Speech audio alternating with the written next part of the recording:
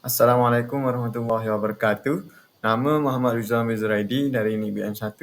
Tugasan saya ialah saya dikehendaki untuk menganalisis 5 kesalahan ejaan, perkataan dan ayat penulisan karangan murid tahun 6. Ini merupakan isi kandungan dalam pembentangan kali ini. Ini pula merupakan contoh karangan murid tahun 6. Baiklah, kesalahan pertama adalah kesalahan ejaan.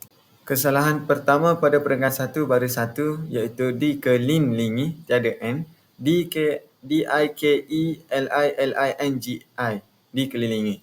Kedua, pada peringkat 1 baris 4 menghormati tertinggal G, MENGHORMATI, menghormati.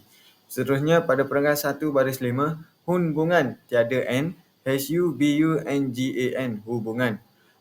Seterusnya peringkat 2 baris 1 menghargai tertinggal G di meng, MENGHARGAI, menghargai.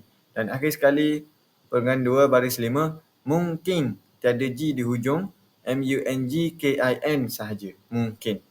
Seterusnya adalah kesalahan perkataan. Kesalahan yang pertama pada peringkat 1 baris 4 iaitu perkara amat penting.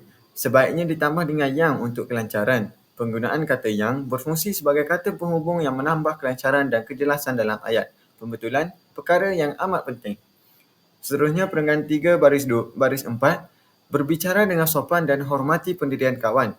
Dalam ayat asal terdapat ketidaksesuaian dalam bentuk kata kerja. Berbicara adalah kata kerja aktif, namun hormati adalah bentuk imperatif, iaitu perintah. Dengan menggantikan hormati dengan menghormati, kedua-dua frasa mempunyai struktur yang serupa menjadikannya lebih konsisten. Pembetulan, berbicara dengan sopan dan menghormati pendirian kawan. Seterusnya peringkat 3 baris 7, meminta maaf dengan ikhlas. Pembetulan, meminta maaf secara ikhlas. Secara adalah kata sendi yang menunjukkan cara atau kaedah, menjadikan maksud ayat lebih spesifik. Ini menjadikan bahawa tindakan meminta maaf itu dilakukan dengan sikap ikhlas. Seterusnya peringkat 3 baris 2, kesalahan kita harus berhati-hati dengan kata-kata tindakan agar tidak menyakiti hati mereka. Frasa kata-kata tindakan tidak jelas dan mengelirukan. Seharusnya ia boleh dipisahkan atau disusun semula untuk memperjelaskan maksud. Contoh kata-kata dan tindakan. Kita harus berhati-hati dengan kata-kata dan tindakan agar tidak menyakiti hati mereka. Akhir sekali, peringkat 4 baris 3, sikat tolong-menolong.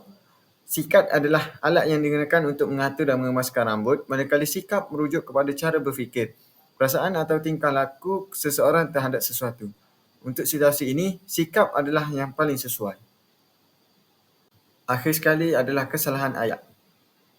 Kesalahan pertama pada peringkat 2 baris 4, kesalahan penggunaan kata. Kita perlu menghormati pendapat mereka walaupun mungkin tidak bersetuju. Ayat ini boleh diperkukuhkan dengan menambah konteks. Ayat tersebut tidak jelas jika tidak ditambah subjek selepas perkataan mungkin. Kita perlu menghormati pendapat mereka walaupun kita mungkin tidak bersetuju dengan pandangan tersebut. Seterusnya peringkat 2 baris 7, kesalahan penggunaan frasa. Kita harus menghormati pilihan mereka dan tidak mengejek atau memperlekehkan minat tersebut. Frasa ini kurang jelas dan masih lagi boleh dipadatkan. Pembetulan, kita seharusnya menghormati pilihan mereka tanpa mengejek atau memperlekehkan minat tersebut. Seterusnya peringkat 3 baris 9, segera minta maaf dapat memperbaiki hubungan. Pembetulan, meminta maaf dengan segera dapat memperbaiki hubungan. Ayat asal mungkin menyebabkan kekeliruan kerana penggunaan kata segera di awal ayat. Seterusnya peringkat 3 baris 2, berhati-hati dengan kata-kata tindakan. Penggunaan kata-kata tindakan boleh menyebabkan kekeliruan tentang apa yang ingin disampaikan. Adakah ia merujuk kepada kata-kata yang diucapkan semasa bertindak atau kata-kata yang berkaitan dengan tindakan tertentu. Pembetulan, berhati-hati dengan kata-kata dan tindakan. Akhir sekali, peringkat 4 baris 4, kawan yang memerlukan. Ayat tersebut boleh diperbaiki dari segi kejelasan. Misalnya, kawan yang memerlukan boleh lebih spesifik, seperti kawan yang sedang menghadapi masalah untuk memberikan gambaran yang lebih jelas tentang situasi. Kebetulan, kawan yang sedang menghadapi masalah. Ini merupakan sumber rujukan yang saya guna sepanjang melakukan tugasan ini. Sekian sahaja daripada saya. Terima kasih.